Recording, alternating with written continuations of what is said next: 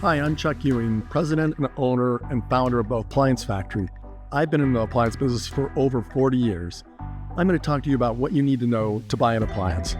Number one, you have to make sure that the appliance that you get is going to fit. This is a big issue. People get appliances that don't fit all the time.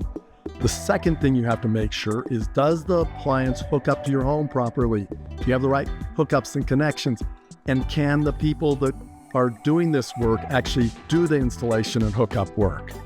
The next thing is decor. Does this match your decor? Is it going to look good in your kitchen? Then does it have the features that you want? There's a lot of different features that you have to deal with. Then you have delivery management. You definitely need somebody to help you with delivery management because it's always a problem. And then there's ordering management. You have to get somebody that can help you with this. A product expert, or you have to become very knowledgeable yourself.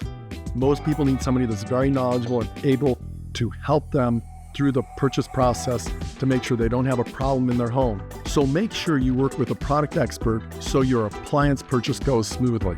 The last thing you got to do is get a great price.